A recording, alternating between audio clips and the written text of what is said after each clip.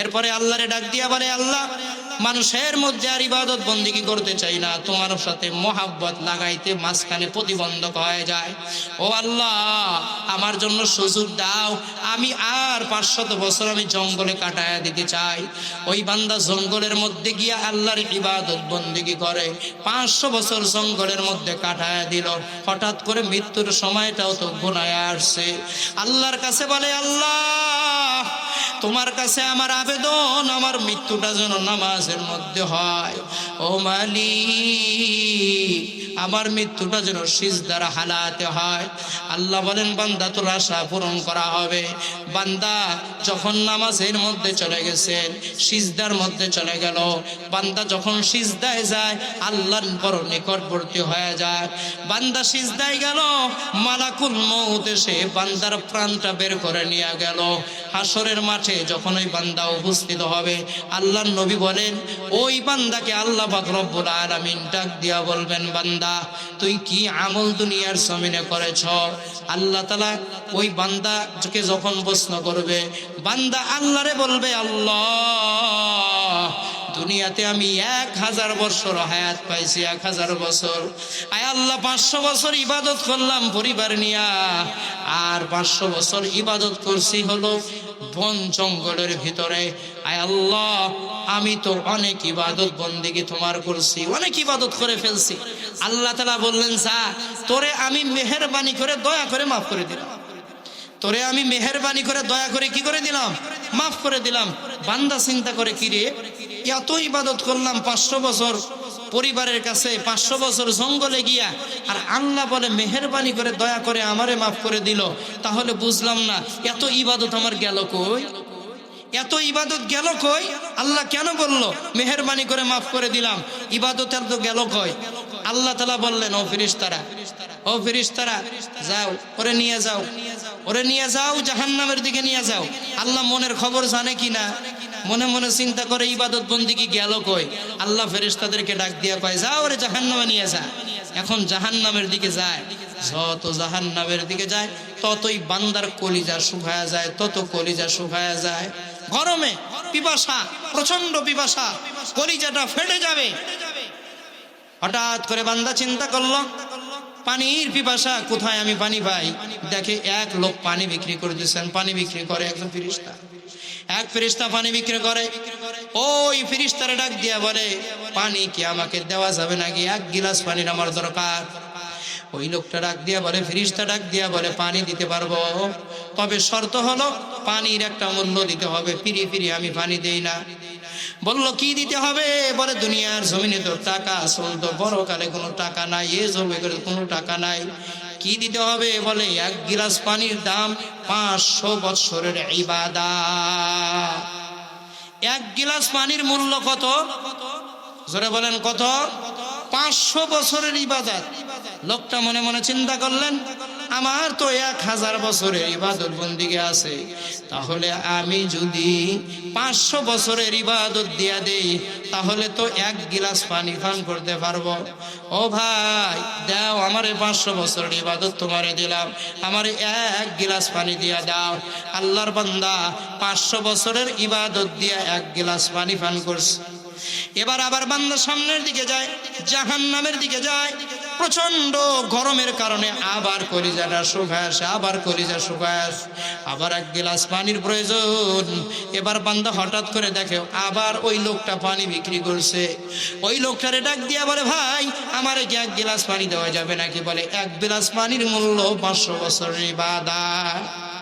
বলে, আমার তো আরো 500 বছরের ইবাদত বন্দেগী আছে, অতএব ভাই নাও, তোমার আরো 500 বছরের ইবাদত বন্দেগী দিয়া দিলাম, আমার 1 গিলাস পানি পান করায় দাও, 1 গিলাস পানি খাওয়াও। এখন 2 গিলাস পানি 100 বছর 1000 বছরের ইবাদত দিয়া শেষ হয়েছে কিনা? জোরে বলেন, শেষ হয়েছে কিনা? এখন কি আর কিছু আছে? জোরে বলেন, এখন কিছু আছে? এখন তো আর কিছু নাই। এবার আল্লাহ তাআলা ফেরেশতারে বলল, ওরে নিয়ে আয় আমার কাছে, আমার কাছে আন। ফেরেশতারা তারে ধরে আল্লাহর কাছে নিয়ে আসলো। আল্লাহর কাছে আসার পরে এখন এই লোকটা বলে, আল্লাহ তোমার রহমত ছাড়া বিকল্প কোনো রাস্তা নাই। আমাদের দিন হলো ইসলাম, ধর্মীয় কিতাব আল কোরআনুল কারীম, আমাদের নবী জনাবে মুহাম্মদুর রাসূল সাল্লাল্লাহু আলাইহি ওয়াসাল্লাম, তাহলে আমাদের মধ্যে কোনো রকমের কোনো ভেদাভেদ থাকার কথা নয়। তার কারণ আমরা এক আল্লাহ মানি, এক রাসূল মানি, এক কিতাব মানি, এক দিন মানি, একটি শরীআত মানি। অতএব কোনো ভেদাভেদ নয়, মহব্বতের সাথে ইখলাসের সাথে আমরা সকলে আজকের আলোচনা শুনবো ইনশাআল্লাহ। আল্লাহ তাআলা সকলকে ইখলাসের সাথে আমলের নিয়তে এই আলোচনা শোনার তৌফিক দান করেন, বলি আমিন। সম্মানিত হাজিরিন, আমি পবিত্র কালামুল্লাহ থেকে সূরাতুল মাঈদার ৩ নম্বর আয়াত পাঠ করেছি। রাসূলের অসংখ্য অগণিত হাদিস থেকে একটি হাদিসের কিছু অংশ পাঠ করেছি।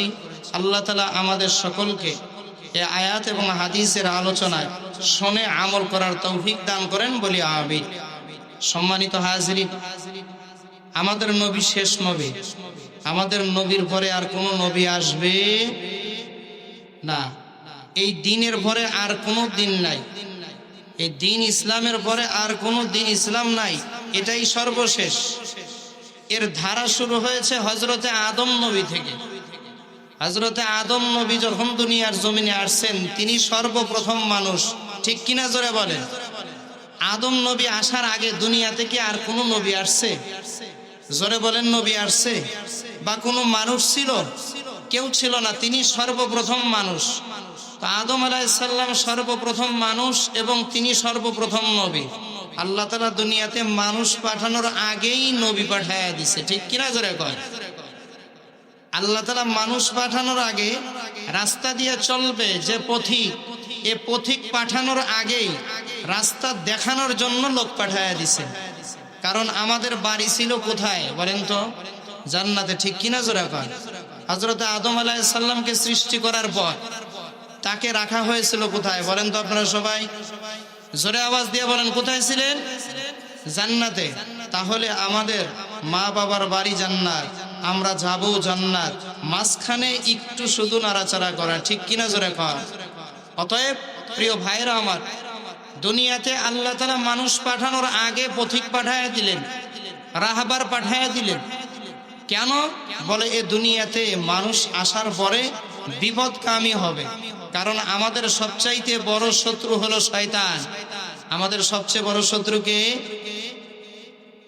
ঈমান চোর, ঈমান চোর, আমল চোর, শয়তান, ঠিক কিনা জোরে কয়?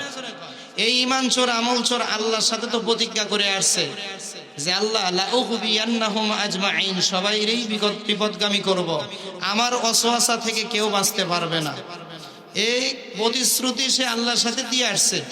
এই জন্য আল্লাহ তাআলা নবী রাসূল পাঠায়া এই মানুষগুলোকে জান্নাতের রাস্তা দেখানোর জন্য ধারাবাহিকভাবে আমাদের নবী জনাবে মুহাম্মদুর রাসূল সাল্লাল্লাহু আলাইহি ওয়াসাল্লাম পর্যন্ত যত নবী এবং রাসূল আসছেন, সবাই মানুষকে জান্নাতের রাস্তা দেখাইছেন, ঠিক কিনা জোরে কয়?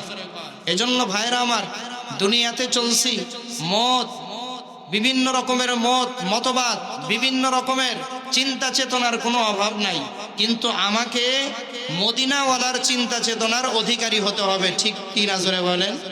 মদিনাওয়ালার চিন্তা চেতনা যেটা ছিল সেটা আমার আপনার হতে হবে। এজন্য আল্লাহ পাক রব্বুল আলামিন আমাদেরকে সোজা রাস্তার উপর চলার কথা বলছে।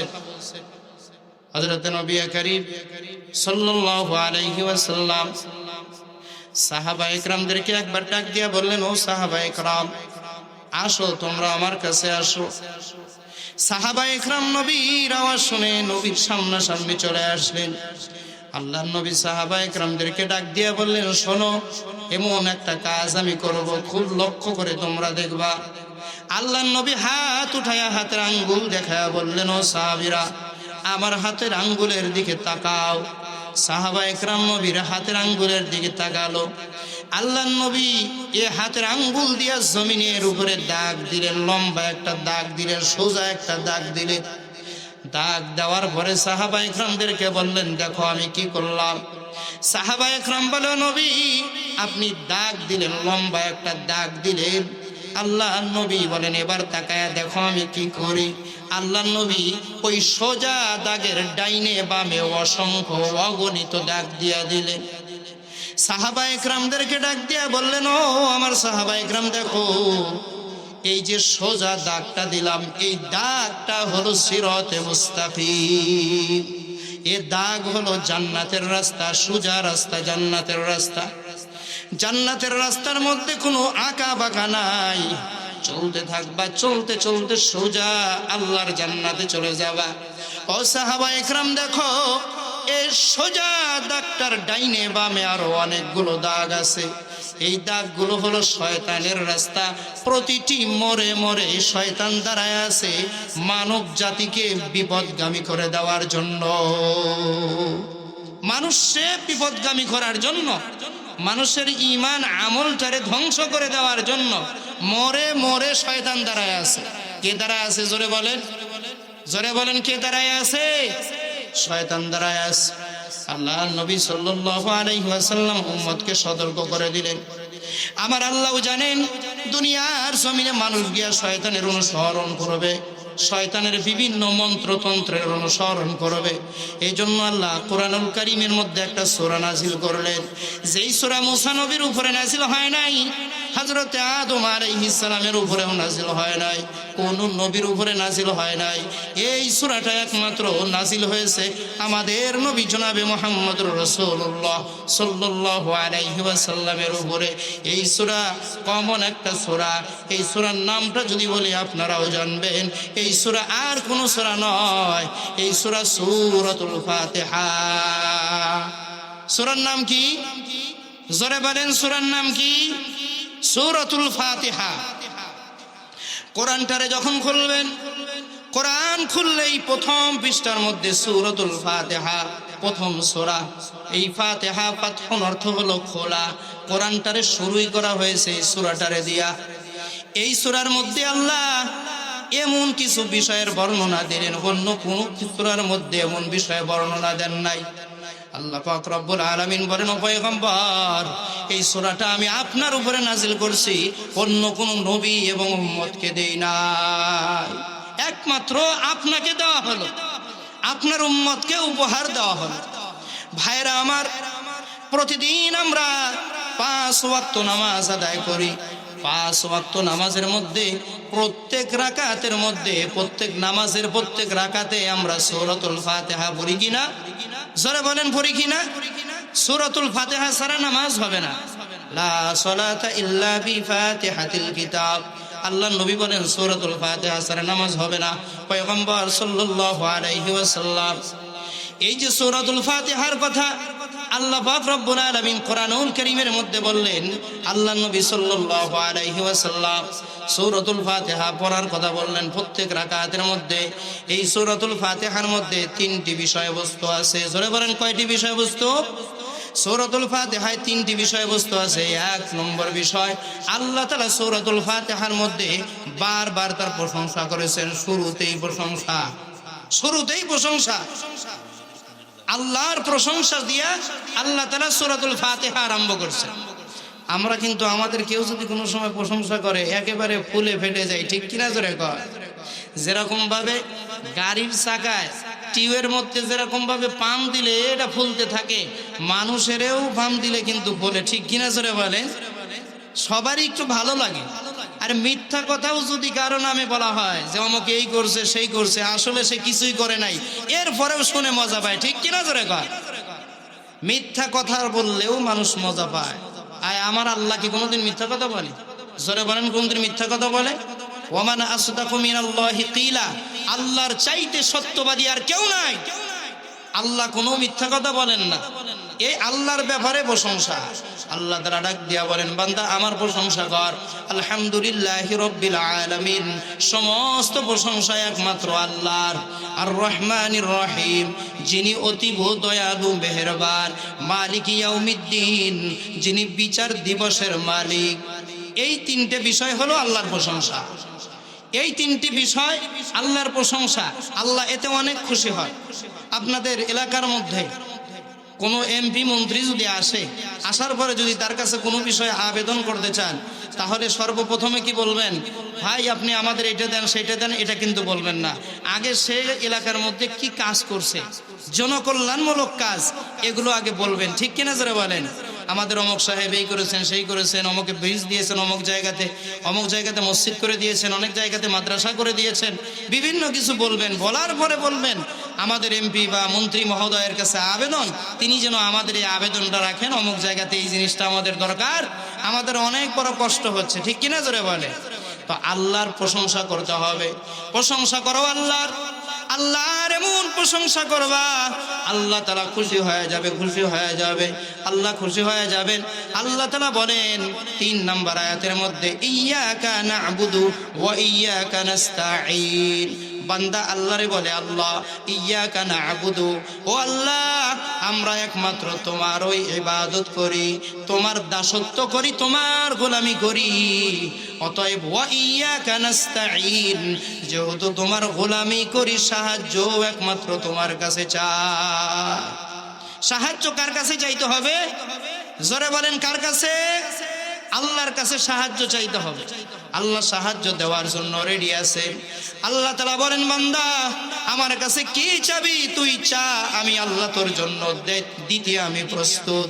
তখন বান্দা বলে, ইহদিনাস সিরাতাল মুস্তাকিম, আয় আল্লাহ আমাকে আপনি সোজা রাস্তা দেখায়া দেন, যেই রাস্তা জান্নাতের রাস্তা। কিসের রাস্তা?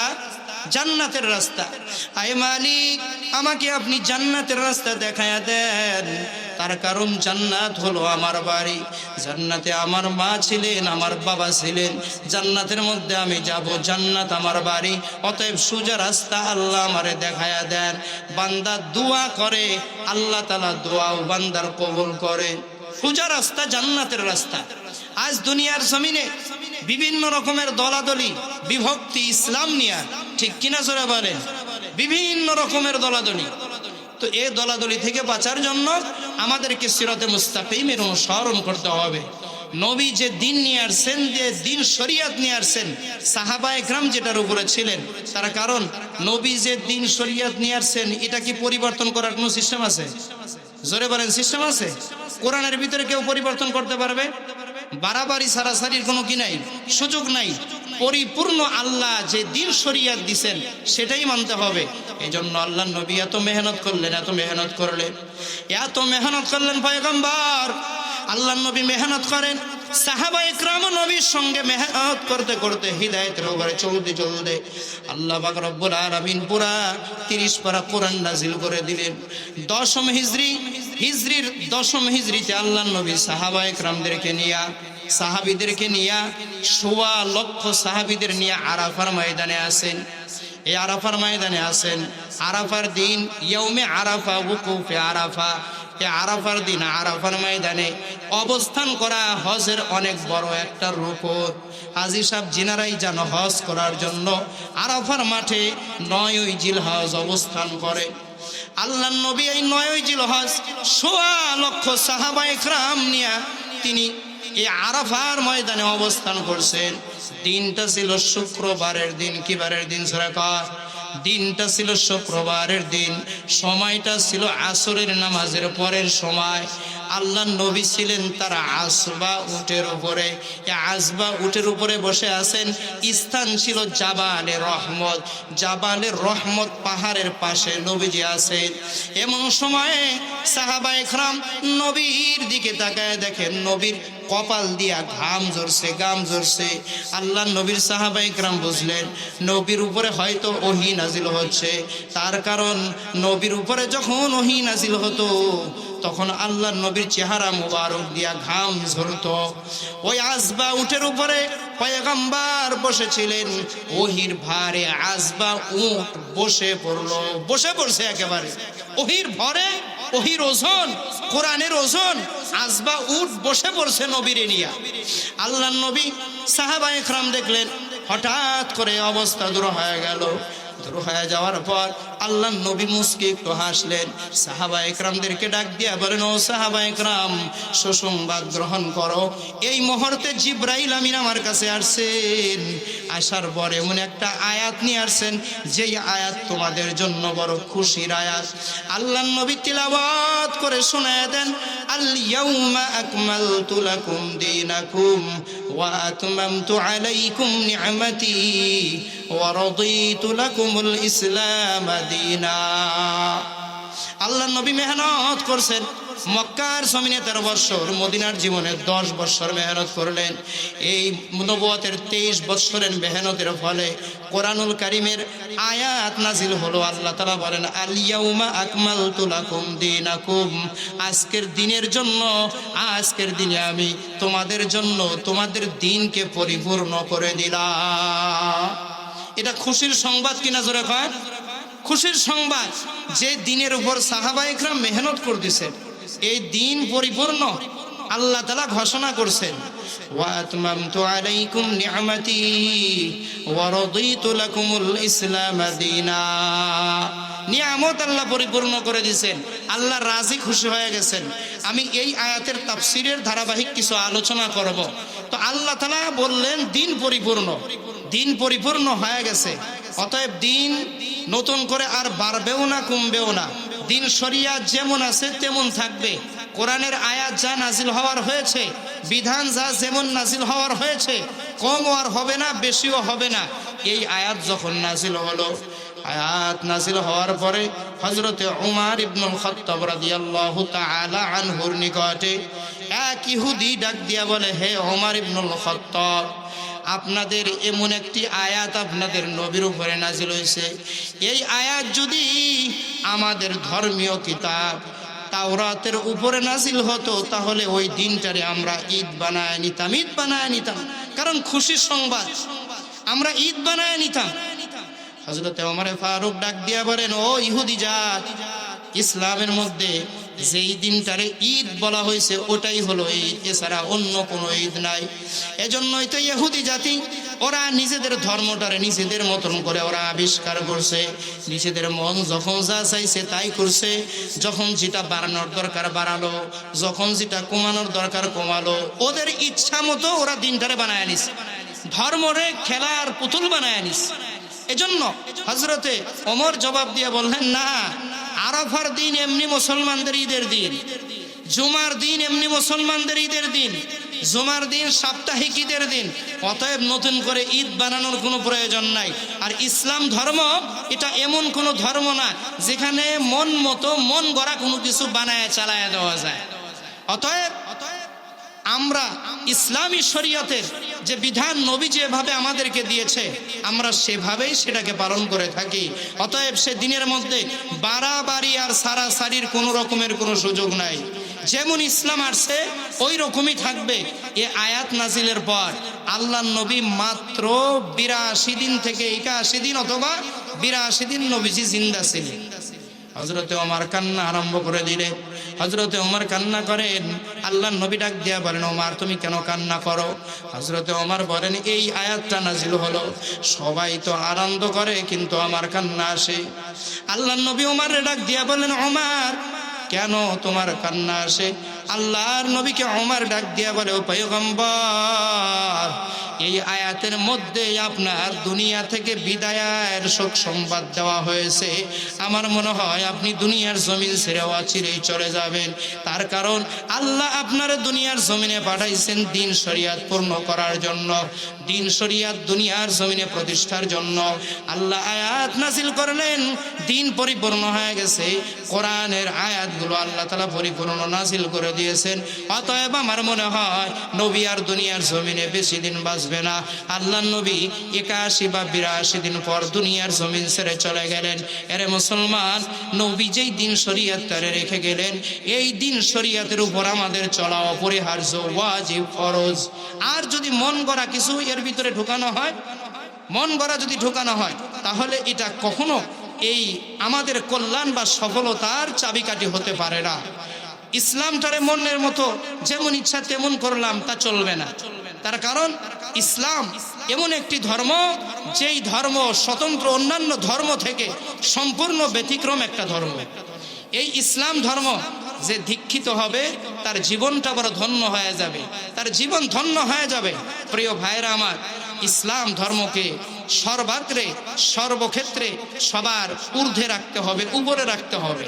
তার কারণ এটাই আমার পরকালের সফলতা এবং অসফলতার মানদণ্ড হয়ে যাবে। এজন্য আপনাদেরকে যে কথা আমি বলতে চাই, আল্লাহ তাআলা আমাদেরকে পাঠাইছে সামান্য হায়াত দিয়া। কখন যেন আজরাইল এসে ধাক্কা দিবে আর আমার আপনার দুনিয়ার জমিন ছেড়ে বিদায় নিয়ে চলে যেতে হবে, ঠিক কিনা জোরে বলেন? হায়াতের কোনো গ্যারান্টি আছে? জোরে বলেন, হায়াতের গ্যারান্টি আছে? দুনিয়াতে হায়াতের কোনো গ্যারান্টি নাই। এমন গ্যারান্টি আল্লাহর নবী বলছেন যে শোনো ও আমার সাহাবীরা, চোখের পলক একবার তুমি দিবা, দ্বিতীয়বার দিতে পারবা কিনা এই রকমও গ্যারান্টি তোমার নাই। চোখ বন্ধ করবা, খুলতে পারবা কিনা এই নিশ্চয়তা তোমাদের মধ্যে কেউ দিতে পারবে না। আর আমরা সেই দুনিয়ার এতটুকু হায়াত পেয়ে, ও বান্দা তুই আমারে ডাক, আমারে ডাক, আমারে ডাক। এই জন্য দুনিয়ার রং তামাশা দিয়া আর কয়দিন চলবেন? দুনিয়ার রং তামাশা চোখ বন্ধ হয়ে গেলেই শেষ হয়ে যাবে। এত পানি পান করি, এই পানির হিসাবটা পর্যন্ত দিতে পারবো না।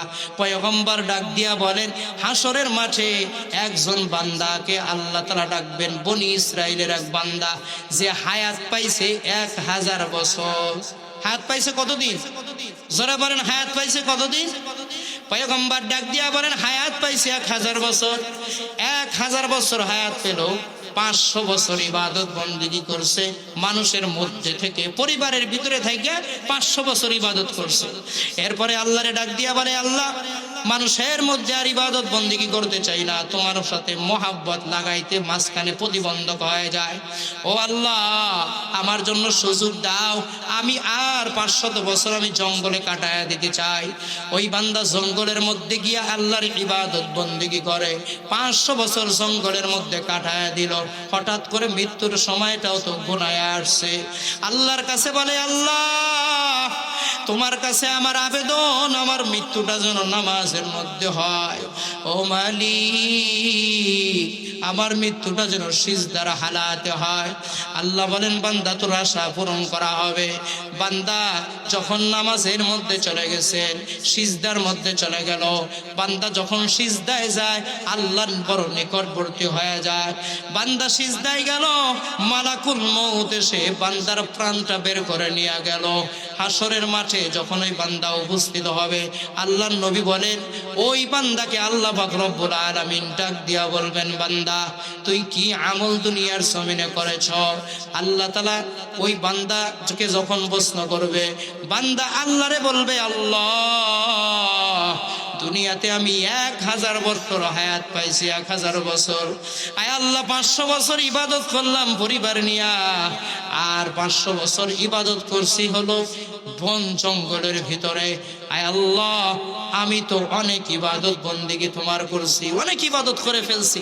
আল্লাহ তাআলা বললেন, যা তোরে আমি মেহেরবানি করে দয়া করে মাফ করে দিলাম, তোরে আমি মেহেরবানি করে দয়া করে কি করে দিলাম? মাফ করে দিলাম। বান্দা চিন্তা করে, কি রে এত ইবাদত করলাম 500 বছর পরিবারের কাছে, 500 বছর জঙ্গলে গিয়া, আর আল্লাহ বলে মেহেরবানি করে দয়া করে আমারে মাফ করে দিল। তাহলে বুঝলাম না এত ইবাদত আমার গেল কই? এত ইবাদত গেল কই? আল্লাহ কেন বলল মেহেরবানি করে মাফ করে দিলাম? ইবাদত এত গেল কই? আল্লাহ তাআলা বললেন, ও ফেরেশতারা, ও ফেরেশতারা যাও, ওরে নিয়ে যাও, ওরে নিয়ে যাও, জাহান্নামের দিকে নিয়ে যাও। আল্লাহ মনের খবর জানে কিনা? মনে মনে চিন্তা করে ইবাদত বন্দেগী গেল কই? আল্লাহ ফেরেশতাদেরকে ডাক দিয়া কয়, যাও ওরে জাহান্নামে নিয়ে যা। এখন জাহান্নামের দিকে যায়, যত জাহান্নামের দিকে যায় ততই বান্দার কলিজা শুকায়া যায়, তত কলিজা শুকায়া যায়। গরমে পিপাসা, প্রচন্ড পিপাসা, কলিজাটা ফেটে যাবে। হঠাৎ করে বান্দা চিন্তা করলো, পানির পিপাসা, কোথায় আমি পানি পাই? দেখে এক লোক পানি বিক্রি করে দিচ্ছেন, পানি বিক্রি করে একজন ফেরেশতা, এক ফেরেশতা পানি বিক্রি করে। ওই ফেরেশতারে ডাক দিয়া বলে, পানি কি আমাকে দেওয়া যাবে নাকি? 1 গিলাস পানির আমার দরকার। ওই লোকটা ডাক দিয়া বলে, ফেরেশতা ডাক দিয়া বলে, পানি দিতে পারবো, তবে শর্ত হলো পানির একটা মূল্য দিতে হবে, ফিরি ফিরি আমি পানি দেই না। বলল কি দিতে হবে? বলে দুনিয়ার জমিনে তো টাকা আসল তো পরকালে কোনো টাকা নাই, এ জবে কোনো টাকা নাই। কি দিতে হবে? বলে এক গিলাস পানির দাম 500 বছরের ইবাদত। এক গিলাস পানির মূল্য কত? জোরে বলেন কত? 500 বছরের ইবাদত। লোকটা মনে মনে চিন্তা করলেন, আমার তো 1000 বছরের ইবাদত বন্দিগি আছে, তাহলে আমি যদি 500 বছরের ইবাদত দিয়া দেই তাহলে তো এক গিলাস পানি পান করতে পারবো। ও ভাই দাও, আমারে 500 বছরের ইবাদত তোমারে দিলাম, আমারে এক গিলাস পানি দিয়া দাও। আল্লাহর বান্দা 500 বছরের ইবাদত দিয়া এক গিলাস পানি পান করছে। এবার আবার বান্দা সামনের দিকে যায়, জাহান্নামের দিকে যায়। প্রচন্ড গরমের কারণে আবার কলিজাটা শুকায় আসে, আবার কলিজা শুকায় আসে, আবার এক গিলাস পানির প্রয়োজন। এবার বান্দা হঠাৎ করে দেখে আবার ওই লোকটা পানি বিক্রি করছে। ওই লোকটারে ডাক দিয়া বলে, ভাই আমারে কি এক গিলাস পানি দেওয়া যাবে নাকি? বলে এক গিলাস পানির মূল্য 500 বছরের ইবাদত। বলে আমার তো আরো 500 বছরের ইবাদত বন্দিগি আছে, অতএব ভাই নাও তোমার আরো 500 বছরের ইবাদত বন্দিগি দিয়া দিলাম, আমারে এক গিলাস পানি পান করায় দাও, এক গিলাস পানি খাওয়াও। এখন 2 গিলাস পানি 100 বছর 1000 বছরের ইবাদত দিয়া শেষ হয়েছে কিনা? জোরে বলেন শেষ হয়েছে কিনা? এখন কি আর কিছু আছে? জোরে বলেন এখন কিছু আছে? এখন তো আর কিছু নাই। এবার আল্লাহ তাআলা ফেরেশতারে বলল, ওরে নিয়ে আয় আমার কাছে, আমার কাছে আয়। ফেরেশতারা তারে ধরে আল্লাহর কাছে নিয়ে আসলো। আল্লাহর কাছে আসার পরে এখন এই লোকটা বলে, আল্লাহ তোমার রহমত ছাড়া বিকল্প কোনো রাস্তা নাই। আল্লাহ তাআলা বললেন, যতগুলো পানি, যত গিলাস পানি দুনিয়াতে পান করছো এর হিসাবটা দিয়া এরপরে জান্নাতের দিকে আগাও। আল্লাহরে বলে, আল্লাহ তোমার রহমত ছাড়া বিকল্প কোনো রাস্তা নাই। এজন্য আল্লাহ তাআলা বলেন, ওয়াসিআ রহমাতি কুল্লা শাই, আমার রহমত সব কিছুকে বেষ্টন করে আছে। আজ আমি আল্লাহর রহমতের মধ্যে আছি, আজ আমি আল্লাহর দয়ার মধ্যে আছি। যদি আল্লাহর দয়া না থাকতো তাহলে যে পাপাচার আর পাপিষ্ঠতায় আমরা লিপ্ত আছি আল্লাহ তাআলা মুহূর্তের মধ্যে ধ্বংস করে দিত। ঠিক কিনা জোরে বলেন? আমাদের চিন্তা চেতনা, আমাদের কথাবার্তা, আমাদের চালচলন আমরা এমন ভাবে বলি, আমরা আল্লাহকে নিয়া, রাসূলকে নিয়া, কোরআনকে নিয়া, দ্বীনকে নিয়া যেরকম বাজে মন্তব্য করি, এটা যদি আল্লাহ তাআলা আমাদের ছাড় না দিতেন সঙ্গে সঙ্গে ধ্বংস হয়ে যাইত। ঠিক কিনা জোরে বলে? অতএব ভাইরা আমার, আল্লাহ তাআলা ঢিল দিয়ে রাখছে, ঢিল দিয়ে রাখছে। কবি বলেন, কাগজ কাটকার ঘুড়ি বানাকার उड़ाते हैं आसमान में, घुड़ी बेचारा क्या करेंगा रसी मौला के हाथ में। বাচ্চা কাগজ কেটে ঘুড়ি ওড়ায়, ঘুড়ি ওড়ায় দিছে, ঘুড়ি ওড়ে আকাশের মধ্যে ঘুড়ি উঠছে, বলে বাহাদুরি করে একবার বাতাসে ডাইনে যায়, বামে যায়, আবার উপরে ওঠে, নিচে নামে। কিন্তু ঘুড়ি যতই বাহাদুরি করুক না কেন, রশি কার হাতে? জোরে বলেন রশি কার হাতে? বাচ্চার হাতে আছে না নাই? টান দিলে ঘুড়ি আসতে বাধ্য থাকবে। অতএব আল্লাহ তাআলা যদি সুতা ধরে টান দেয়, বাঁচার কোনো উপায় আছে? পালানোর কোনো জায়গা আছে? পালানোর কোনো জায়গা নাই। অতএব প্রিয় ভাইরা আমার, আজ আমি আপনি কোথাও পালায়া যাইতে পারবো না। আজ ইসলামকে নিয়ে কটূক্তি করলাম, আল্লাহরে নিয়ে কটূক্তি করলাম, রাসূলরে নিয়ে কটূক্তি করলাম, আজ উলামায়ে ইকরামদেরকে নিয়ে কটূক্তি করলাম। মনে রাখবেন, এই উলামায়ে ইকরামই আপনার মায়ের বিবাহ পড়াইছে। ঠিক কিনা জোরে বলে? এই আলেমরাই আপনার মায়ের জানাজা, আপনার মায়ের বিবাহ পড়াইছে। এই আলেমরাই আপনার জানাজা পড়াবে। ঠিক কিনা জোরে বলেন? এই উলামায়ে ইকরাম, আজকে আপনি উলামায়ে ইকরামকে লাঞ্ছিত, অপমানিত করলেন, আলেম সমাজকে ইসলামী তাওহীদি জনতা থেকে দূরে রাখার জন্য চেষ্টা করছেন। না, এটা যদি মনে করেন আর দূরে রাখার চেষ্টা করেন, ভুল হবে। তার কারণ এর সমাজ, এর জমিন টিকে আছে একমাত্র উলামায়ে ইকরামের চোখের পানির বদৌলতে। ঠিক কিনা জোরে বলেন? বাংলাদেশের মধ্যে হাজারো হাজারো মাদ্রাসা আছে না নাই? হাজার হাজার মসজিদ আছে না নাই? বাংলাদেশের মধ্যে হাজার হাজার হিফজখানা রয়েছে, হাজার হাজার হিফজখানা আছে। এই হিফজখানার বাচ্চারা তারা আজানেরও 1 ঘন্টা আগে ওঠে কোরআনুল কারীমের তেলাওয়াত করে। পৃথিবীর এমন কোনো প্রতিষ্ঠান নাই যেই প্রতিষ্ঠানের বাচ্চারা রাত্রে আজানের 1 ঘন্টা আগে উঠে পড়াশোনা করে, অল পৃথিবীর মধ্যে একমাত্র প্রতিষ্ঠান, একমাত্র ছাত্র, কোরআনের ছাত্র, তালিবুল ইলম, যারা আজানের 1 ঘন্টা আগে উঠে, 1 ঘন্টা আগে উঠে কোরআনুল কারীমের তিলাওয়াত করে, সবাই ঘুমায় আছে, কিন্তু এই যে কচি কচি ছোট ছোট বাচ্চারা কোরআনুল কারীমের তিলাওয়াত করে। এ বাংলাদেশের মধ্যে হাজার হাজার হেফজখানা রয়েছে, ঠিক কিনা জোরে বলেন? ও মুসলমান, আজ সারা বিশ্বের মধ্যে বিভিন্ন রাষ্ট্রে বিভিন্ন রকমের ভূমিকম্প হয়। এমন ভূমিকম্প হয় হাজারো মানুষ মারা যায়, হাজারো বিল্ডিং ধসে পড়ে, হাজারো জায়গাতে ভূমিধস হয়ে হাজার হাজার মানুষ দুনিয়ার জমিন ছেড়ে বিদায় নিয়ে চলে যাচ্ছে। কিন্তু আজ পর্যন্ত আমাদের বাংলাদেশে যত ভূমিকম্প হয়েছে ওই রকম ক্ষয়ক্ষতি বাংলাদেশের মানুষের হয় নাই, ঠিক কিনা জোরে বলে? একমাত্র এর কারণ হলো এদেশের মধ্যে হাফেজে কোরআন বেশি, ঠিক কিনা জোরে বলে? হাফেজে কোরআন যদি আল্লাহর সামনে হাত তুলে আল্লাহ তাআলা তার দোয়াটারে কবুল করে নেয়। যে দেশের মধ্যে বেশি বেশি কোরআন তিলাওয়াত হবে, সেই ঘরের মধ্যেও বেশি বেশি কোরআন তিলাওয়াত হবে, ওই ঘরে আল্লাহর রহমত অবতীর্ণ হবে, ঠিক কিনা জোরে বলে? অতএব ঘরের মধ্যে কোরআন তিলাওয়াত বাড়ায় দেন, সন্তানদেরকে হাফেজে কোরআন বানান, দ্বীন শিক্ষা দেন। যেই সন্তান দ্বীন শিখবে ও জনমে কোনো দিন ওর বাবার গলায় ছুরি ঝুলাবে না, ঠিক কিনা জোরে বলেন? আজ হাজারো সন্তান আছে বাবাকে নিজ হাতে হত্যা করছে, মাকে নিজ হাতে হত্যা করছে। এরকম লোকের অভাব নাই, ঠিক কিনা জোরে বলেন?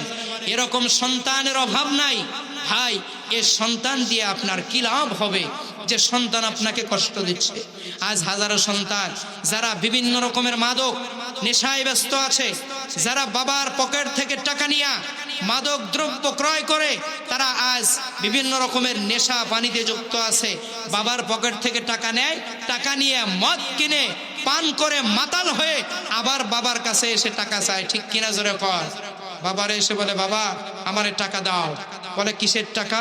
কিছুক্ষণ আগে না তুই টাকা নিয়ে গেলি? বলে, টাকা নিছি, টাকা শেষ। কি করলি? বলে যে শেষ হয়ে গেছে, তুমি যদি টাকা না দাও তাহলে এই মুহূর্তে আমি কিন্তু তোমার উপরে আঘাত করব। বাবা জানে টাকা দিলে ও মদ খাবে, বাবা জানে টাকা দিলে ও নেশা করবে, বাবা জানে টাকা দিলে ও এই টাকাটাকে অনলাইনে খরচ করবে, গুনাহের কাজে খরচ করে দিবে। এই জন্য বাবা আর টাকা দেয় না। বাবা যখন টাকা দেয় না, ও তো নেশা করে আসছে, ও তো মাতাল হয়ে আছে, চোখগুলো লাল হয়ে আছে, এবার বাবার উপরে আঘাত করে, ঠিক কিনা জোরে বলেন? এরকম বাংলার জমিনে হাজারো ঘটনা আছে, বাবারে আঘাত করে, বাবারে আঘাত করে। ও মুসলমান যুবক, বাবারে আঘাত করে তুমি জন্মে কোনোদিন সফলতা অর্জন করতে পারবে না।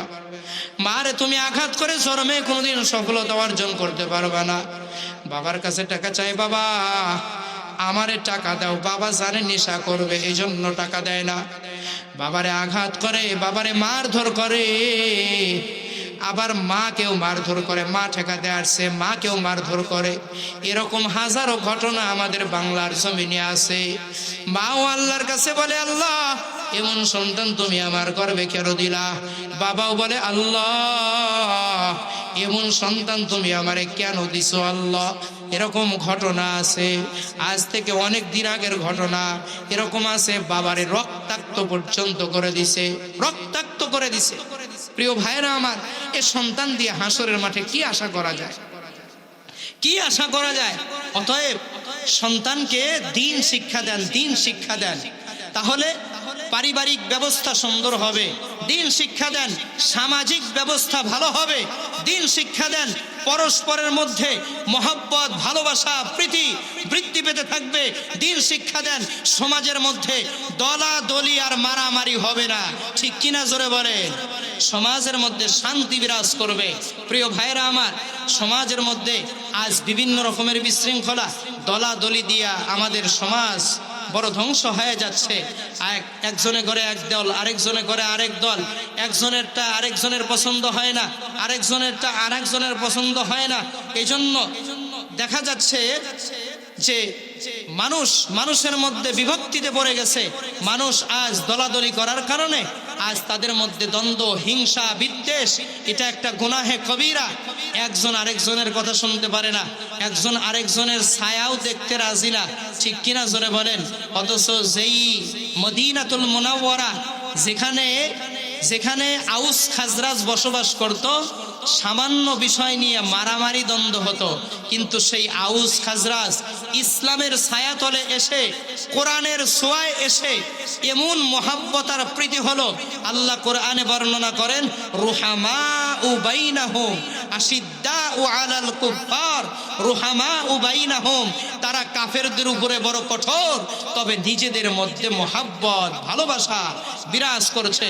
সম্মানিত ভাইরা আমার, এজন্য মুসলমানদের মধ্যে মহাব্বত, প্রীতি, ভালোবাসা যতদিন পর্যন্ত না আসবে, ততদিন পর্যন্ত ইহুদি নাসারাদের পিঠা খাইতে খাইতে মুসলমানরা তাদের অস্তিত্ব হারায় ফেলবে, ঠিক কিনা জোরে বলেন।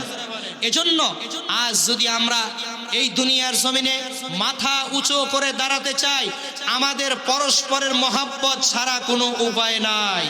আজ দলাদলি করবেন, উপহাস করবে, আমাদের বিরোধিতা করে এই দুনিয়ার যারা তাওহীদকে বিশ্বাস করে না, ইহুদ নাসারা, তারা আমাদেরকে নিয়ে উপহাস করবে আর আমাদেরকে কিভাবে দুনিয়ার জমিন থেকে বিদায় করে যাওয়া যায় এই চিন্তা ভাবনা তারা করবে। এজন্য আজ দুনিয়ার জমিনে বিভিন্ন রাষ্ট্র, ইসলামী রাষ্ট্রগুলোকে তছনছ করে দেওয়া হচ্ছে, মুসলিম উম্মাকে দুর্বল করে দেওয়া হচ্ছে। এর কারণটা কি? আমাদের মধ্যে মিল মহাব্বত আর ভালোবাসা নাই, ঠিক কিনা জোরে বলে। মিল মহাব্বত ভালোবাসার জন্য ঔষধ হলো একমাত্র কোরআন। একমাত্র কি? কোরআন, একমাত্র দ্বীন। এটাই হলো আমাদের পরস্পরের মধ্যে মহাব্বত আর ভালোবাসার একমাত্র বন্ধন। এজন্য প্রিয় ভাই, আজকে আমি আপনাদেরকে বলতে চাই, সারা দুনিয়ার মানুষকে কথাই বলতে চাই, আমাদের সফলতা আসবে একমাত্র ঐক্যবদ্ধতার মধ্যে। আল ইজতিমাউ কুওয়াতুন, ইজতিমা, ঐক্যবদ্ধতাই হলো সর্বোচ্চ শক্তি, সর্বোচ্চ পাওয়ার।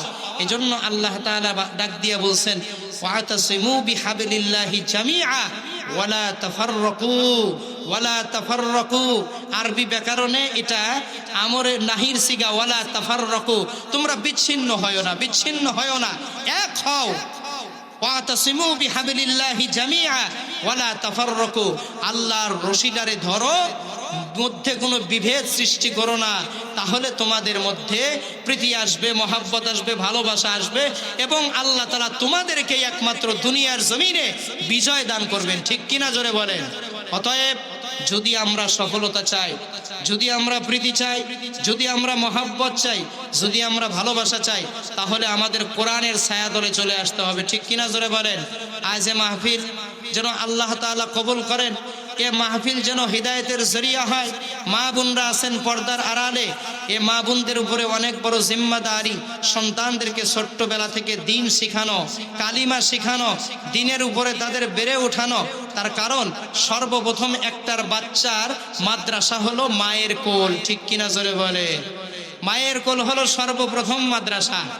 এই মায়ের কোল থেকেই বাচ্চা লা ইলাহা শিখবে। কিন্তু দুর্ভাগ্য আর আফসোস, পরিতাপের বিষয় হলো আমাদের বাচ্চারা 10 বছর 15 বছর বয়স হয় কিন্তু কালিমা বলতে পারে না, ঠিক কিনা জোরে বলেন। কালিমা বলতে পারে না। এই জন্য কালিমা শিক্ষা দেওয়া, এটা তো হুজুর তো শিক্ষা দিবে, উস্তাদ তো শিখাবেই, মা বাবার 1 নম্বর দায়িত্ব ছিল। রাসূলুল্লাহ বলেছেন, যখন তোমার সন্তান কথা বলা শেখে, তারে কালিমা আগে শিক্ষা দাও, সহি শুদ্ধ বিশুদ্ধ কালিমা শিখাও। অতএব মা বোনদের জন্য অনেক বড় অবদান সন্তানদের ব্যাপারে। এজন্য মা বোনদের বলে যাই, সন্তানদেরকে লালন পালন করেন, তাদেরকে দিন শিখান, কালিমা শিখান, ইসলাম শিখান, সূরাতুল ফাতিহাটারে শিক্ষা দেন। দেখবেন সন্তান বড় হওয়ার পরে এ দিনের উপরেই চলবে। এজন্যই তো মুঈনুদ্দিন চিশতিকে তার মা ডাক দিয়ে বলছিল, হে মুঈনুদ্দিন, ভারতের 90,000 মুসলমান হিন্দু তোমারে দেখে মুসলমান হয়ে গেছে, এর অবদানটা কিন্তু খালি তোমারই না, আমি মায়েরও আছে, আমি মায়েরও কি অবদান আছে। তার কারণ, হে মুঈনুদ্দিন, যতদিন আমার পেটের মধ্যে ছিলি ততদিন পর্যন্ত আমি মার তাহাজ্জুদের নামাজ মিস হয় না। ও মুঈনুদ্দিন, যতদিন আমার পেটের মধ্যে ছিলি একদিনও আমার কোরআন তিলাওয়াত মিস হয় নাই। মঈনুদ্দিন যতদিন আমার পেটের মধ্যে ছিলি একদিনও আমার এক ওয়াক্ত নামাজও ছুটে যায় নাই। ও মঈনুদ্দিন, যতদিন তুই দুনিয়ার জমিনে আসলি, দুনিয়ার জমিনে যতক্ষণ পর্যন্ত যখন তুই দুনিয়ার জমিনে আসলি, ও মঈনুদ্দিন, যতদিন পর্যন্ত আমি তোকে দুধ পান করাইছি, জীবনে কোনোদিন বিসমিল্লাহ ছাড়া তোর মুখে আমি দুধ দেই না। ও মঈনুদ্দিন, আমার মায়ের অবদান বড় বেশি, আমার অবদান অনেক বড় বেশি। মঈনুদ্দিন, তুমি নিজেরে নিজে বড় মনে করবা না। এই জন্যই তো মঈনুদ্দিন চিশতি রহমাতুল্লাহ আলাই তার উস্তাদ, তার পীর সাহেবরে গিয়া বলে, ও পীর সাহেব, আমি কি এখন কামালিয়াতের দরজায় পৌঁছাইছি? বলে, দেরি আছে, দেরি আছে। আমার খেদমত কর, দিনের খেদমত কর, আরো করতে থাক। এখনই আমি খিলাফত টিলাফত দিতে পারবো না, আরো সাধনা কর। খিলাফত এত সহজ জিনিস না। আমাদের দেশের তো অনেক পীর সাহেবেরা আছে, খলিফার অভাব নাই, ঠিক কিনা জোরে কর। যে এলাকায় যায় খালি খলিফা বানায় আসে, একটু মুসাফা করলেই কাজ, মুসাফাটা করলেই যাও, তোমার এই এলাকার খলিফা বানায় দিলাম, তোমার এই এলাকার দায়িত্ব দিয়ে দিলাম। অথচ সে ঠিক মতো নামাজও পড়ে না, ঠিক কিনা জানি, ঠিক কিনা বলে? হ্যাঁ, শুধু বায়াত হও, শুধু বায়াত হও, তাহলেই সোজা আল্লাহর জান্নাতে যাইতে পারবা। হ্যাঁ, নামাজ কালাম লাগবে না। কয়, বাবার হাতে মুরিদ হইলে নামাজ রোজা লাগে না, বাবার হাতে মুরিদ হইলে নামাজ রোজা লাগে না, সিজদার মতো সিজদা একটা দিলেই যাইবা জান্নাতে। কি এক সুন্দর সুন্দর গান শোনা, এই এক সিজদায় জান্নাতে নিয়ে যাবে। সিজদার কি পাওয়ারটা চিন্তা করছেন? নামাজ লাগবে না। ল্যাংটা বাবা, নাম দিছে কি বাবা? ল্যাংটা বাবা। জনমে কোনোদিন কাপড় পরে না, ল্যাংটা, উলঙ্গ। ব্রাহ্মণবাড়িয়ার একজন বাবাই ছিল ল্যাংটা বাবা। হ্যাঁ, ব্রাহ্মণবাড়িয়ার একজন বাবাই ছিল কি বাবা? ল্যাংটায় বাবা। এ ল্যাংটা বাবা ও কোনোদিন কাপড় পরতো না। ব্রাহ্মণবাড়িয়ার সে সময়ের ফখরে বাঙ্গাল আল্লামা তাজুল ইসলাম রহমাতুল্লাহ আলাইহি, তিনি এই ল্যাংটা বাবাকে সাইজ করার জন্য একদিনে তিনি রাস্তা দিয়ে যাচ্ছেন। এবার দেখেন ল্যাংটা বাবা রাস্তা দিয়ে আসে তার মুরিদদের নিয়ে, মুরিদরাও ল্যাংটা, পীর সাহেব ল্যাংটা, মুরিদরাও কি ল্যাংটা। এবার এই তাজুল ইসলাম রহমাতুল্লাহ আলাই তিনি বললেন যে, শোনো, আজকে ল্যাংটারে সাইজ করব। ল্যাংটারে আজকে করা হবে, সাইজ করা হবে, রেডি থাইকো। বললো, ঠিক আছে হুজুর, সমস্যা নাই, আজকে ল্যাংটারে আজকে সাইজ করব। বললো, কিভাবে? বললো, আমি যা বলি তাই তোমরা করবা, ঠিক আছে। এখন এই ল্যাংটা বাবা আবার হুজুররে দেখলে অনেক ভয় পাইতো, দূর থেকে দেখছে হুজুর আসে, এজন্য করছে কি, রাস্তা থেকে নিচে নামে এক জায়গাতে একটু লুকাইছে, যেন টের না পাই যে আমি এখানে আছি। কিন্তু হুজুর তো দূর থেকে ফলো করছে যে ওই যে ল্যাংটা বাবা ওর মুরিদদেরকে নিয়ে, ল্যাংটাদেরকে নিয়ে রাস্তার নিচে নামছে। ওইখানে যাওয়ার পরে ল্যাংটা বাবারে ডাক দিয়া বলে, এই ল্যাংটা বাবা এইদিকে আয়, ওই ল্যাংটা বাবা এইদিকে আয়। ল্যাংটা বাবার মুরিদদেরকে উপরে নিয়ে আসছে, ল্যাংটা বাবারাও নিয়ে আসছে। ল্যাংটা বাবারে ডাক দিয়া বলে, বেটা তুই ল্যাংটা কেন? আমার প্রশ্নের জবাব দিবি, তুই ল্যাংটা কেন? বলে, হযরত, ল্যাংটা তো এই জন্য, আল্লাহ যেমনে দুনিয়ার জমিনে পাঠাইছে ওই রকমই আমি থাকতে আমার ভালো লাগে। কারণ আল্লাহ তাআলা যখন পাঠায় তখন আমার তো কাপড় তো দিয়া পাঠায় নাই, আমি তো কাপড় নিয়ে আসি নাই, আমি তো চামড়ার সেটি নিয়ে আসলাম। অতএব যদি চামড়ার সেটি নিয়ে থাকে এটাই আমার আল্লাহর বড় পছন্দ হবে। যদি পছন্দ হইতো তাহলে তো কাপড় দিয়েই পাঠাইতো, কাপড় তো দিয়েই পাঠাইতো। এজন্য আমি ল্যাংটা হয়ে থাকি। যুক্তিটা কেমন হইল? শয়তানি যুক্তি, ঠিক কিনা জোরে বলেন? কিন্তু কোরআন সুন্নাহর সামনে, আল্লাহর ওলি বুজুর্গদের সামনে এই যুক্তি টুক্তি চলবে নাকি? জোরে বলেন, চলবে? এবার তাজুল ইসলাম দাঁড়ায় বলে, এই মিয়ারা দাঁড়ায় আসো কেন, যাও একটা ইট নিয়ে আসো, ইট। ল্যাংটা বাবা কয়, হুজুর ইট দিয়া কি করবেন? কয়, ইট দিয়া তোর 32টা দাঁত ভেঙ্গে চুরমার করে দিব। কারণ তুই যখন দুনিয়ায় আসো একটা দাঁতও তোর ছিল না, আল্লাহ দাঁত ছাড়া দুনিয়ায় পাঠাইছে, এজন্য আমি তোর দাঁতগুলো ভেঙ্গে দিব, যেন আল্লাহ এটাও দুর্পছন্দ করে। ল্যাংটা বাবাই কয়, হুজুর মাফ চাই, দোয়াও চাই, জন্মে আর কোনোদিন ল্যাংটা হব না। আপনার হাতে হাত দিয়ে দিলাম, এই মুহূর্তে তওবা করে নিলাম, আমি আর কোনোদিন ল্যাংটা হব না। কাপড় পরলাম এই মুহূর্তে। প্রিয় ভাইরা আমার, এরকম ল্যাংটা বাবা আর ল্যাংটা বাবার মুরিদরা আছে না নাই? যারা বলেন ওই ল্যাংটা না থাকলেও তারা ল্যাংটা হলো শরীয়তের ব্যাপারে ল্যাংটা, বলে শরীয়ত আমাদের লাগবে না। এক একজন নাকি মারিফাতের বড় বড় সম্রাট, মারিফাতের বিশাল বিশাল সম্রাট, একেবারে চুলগুলো রাখলো বিশাল বিশাল আর মুছগুলো রাখলো জনমে কোনোদিন ছাটেও না কাটেও না, ঠিক কিনা জোরে কর। এমন এত বড় বড় চুল রাখলো, আমার তো মনে হয় ওরা ভাত খায় কেমনে আর পানি পান করে কেমনে, ঠিক কিনা জোরে বলে। ওরা ভাত কেমনে খায়, ওরা কেমনে পানি পান করে, আর ওদের বিবিরাও বা ওদের সাথে কেমনে থাকে আল্লাহ ভালো জানে, আল্লাহু আলাম, ঠিক কিনা জোরে কর। আরে ভাই এরকম বিশ্বাস আছে না নাই? এই সমস্ত পীর সাহেব, এরা পীর সাহেব না, এরা মুসলিম উম্মাকে প্রতারণা করে তাদের ঈমান ধ্বংস করছে, ঠিক কিনা জোরে বলে। এরকম আউল বাউল ফাউল দুনিয়াতে আছে না নাই? আরে কথা বলেন, এই আউল বাউল ফাউল দুনিয়াতে আছে না নাই? এক আবুল, এক কি আবুল, আবুল তা আবুল নিয়ে তো আমরা জন্মে কোনোদিন ইতিপূর্বে কথা বলি নাই, এখন কেন কথা বলা হয়? এ আবুল সরকার তো ইতিপূর্বেও আরো অনেক গান গাইছে, আমরা তো কোনোদিন তার বিরোধিতা করলাম না, এখন কেন বিরোধিতা করি? বলে তুমি গান গাও, এতে কোনো সমস্যা নাই, তুমি তোমার ধর্ম নিয়ে থাকবা। আর একটা কথা মনে রাখবেন, বাউল সম্প্রদায় তারা কিন্তু মুসলমান না, ঠিক কিনা জোরে বলেন। তাদের আলাদা এটা একটা ধর্ম, তাদের আলাদা একটা ধর্ম।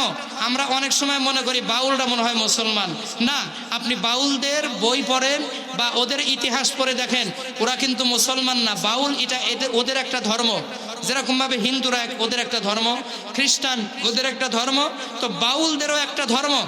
এই বাউল তারা তাদের ধর্ম দিয়া বিভিন্ন সময় তাদের গানের মাধ্যমে ইসলাম নিয়ে কটাক্ষ করে থাকে, উপহাস করে থাকে, ঠিক কিনা জোরে বলে। এ বাউল আবুল সরকার সে করছে কি, আল্লাহকে নিয়ে বাজে মন্তব্য করলো, সে বলে আল্লাহ নাকি তার দাওয়াতে অংশগ্রহণ করছে, নাউজুবিল্লাহ জোরে বলে। সে নাকি বলে যে আল্লাহ একজন, এর সাথে যদি আরো একজন হতো তাহলে পাল্লাটা অনেক ভালো হইতো, নাউজুবিল্লাহ। এই রকম আউল বাউল ফাউল এ আবুল সে আল্লাহ সম্পর্কে বাজে মন্তব্য করলো। আমি এ মঞ্চ থেকে বলতে চাই, সে এ বাজে মন্তব্য করেছে মূলত তার স্বার্থ হাসিলের জন্য, আর এদেশের মুসলমানদের কলিজায় সে আঘাত দিয়েছে, ঠিক কিনা জোরে বলেন। এদেশের মুসলমান ইসলাম প্রিয় তাওহীদি জনতা, আমরা হিন্দু খ্রিস্টান মুসলিম বৌদ্ধ এদেশের মধ্যে সমানভাবে সুন্দরভাবে বসবাস করে যাচ্ছি। প্রধান বক্তা চলে আসছেন, নারায়ে তাকবীর, নারায়ে তাকবীর। আমরা এদেশের মধ্যে মহব্বত ভালোবাসা প্রীতি নিয়ে থাকতে চাই, কিন্তু মাঝে মধ্যে এরকম আউল বাউল ফাউল দুই একটা বাজে মন্তব্য করে আমাদের রাষ্ট্রের মধ্যে বিশৃঙ্খলা তৈরি করছে। অতএব এই মঞ্চ থেকে আমি ঘোষণা করতে চাই, এরকম আউল বাউল ফাউল তারা যে রাষ্ট্রের মধ্যে বিশৃঙ্খলা করছে, রাষ্ট্রের কাছে আমার দাবি অতি সত্ত্বের তার জন্য ফাঁসির কার্যকর করা হোক, ঠিক কিনা জোরে বলে। অতএব আমরা চাই আমরা এদেশের মধ্যে কোনো দ্বন্দ্ব চাই না, মারামারি চাই না, আমরা সবাই একত্রে থাকতে চাই। তুমি তোমার ধর্ম নিয়ে থাকো, আমরা আমাদের ধর্ম নিয়ে থাকি, কিন্তু তুমি আঙ্গুল দাও কেন, ঠিক কিনা জোরে বলেন। তুমি এদিকে ওদিকে লাফালাফি করো কেন? অতএব প্রিয় ভাইরা আমার, সাবধান থাকতে হবে, সচেতন থাকতে হবে। ওই যে আমি আগেই বলছি, এই দিন হলো একটা, ইন্নাদ দীনা ইনদাল্লাহিল ইসলাম, একমাত্র আল্লাহর কাছে পছন্দনীয় দিন হলো ইসলাম। সুতরাং এ দিন ইসলামরে বাদ দিয়ে যদি আমি এই ডাইনে ভামে বিভিন্ন দিকের বিভিন্ন আউল ফাউলের কাছে যাই, ঈমান ধ্বংস হবে, আমল ধ্বংস হবে, আমার আখিরাত বরবাদ হয়ে যাবে, ঠিক কিনা জোরে বলেন। আল্লাহ তাআলা আমাদের সকলের ঈমান আমলকে হিফাজত করার তৌফিক দান করেন, আমিন। ওয়া আখিরু দাওয়ানা আলহামদুলিল্লাহি রাব্বিল আলামিন। আসসালামু আলাইকুম ওয়া রাহমাতুল্লাহি ওয়া বারাকাতুহু।